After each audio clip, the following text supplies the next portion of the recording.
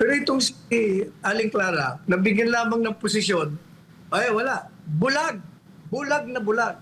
Pinagtatanggol niya ang napaka-obvious, maliwanag na paglabag.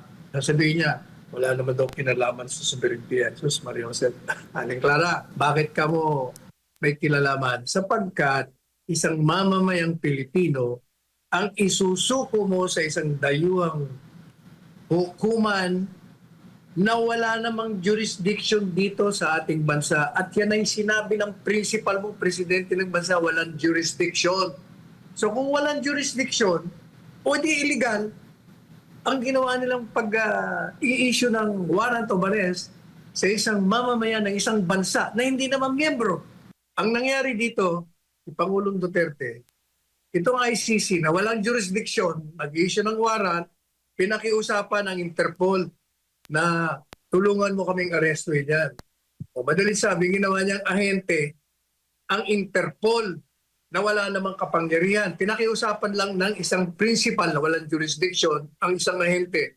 Kung walang jurisdiction ng principal, yung nagutos, paano magkakaroon ng jurisdiction at kapangyarihan itong inuutusan? Ito namang bansa natin, itong gobyerno natin, alam na nga, meron na nga silang posisyon na walang jurisdiction. Abi, sinunod pa nila. Sinunod nila yung pakiusap ng Interpol. Kaya nga ako pakiusap eh. Pag sinabi mong request, pwede mong tanggihan.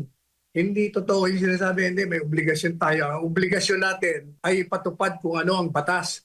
Kung ang pakiusap ng Interpol ay lumalabag sa batas ng saligang batas at ng ating mga batas, hindi mo dapat pagbibigyan yan.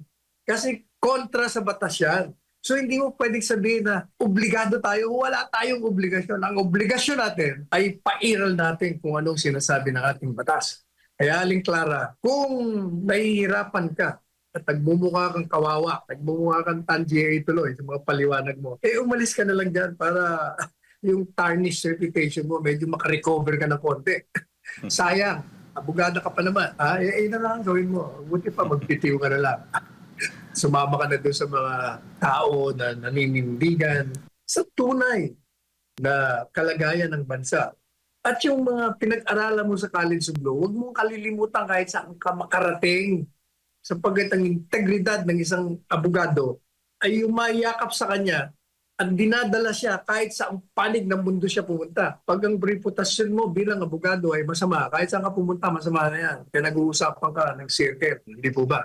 Ayan, ang mensahe ko nun sa mga mensahe niya, pinagtatanggol niya ang mali at iligal.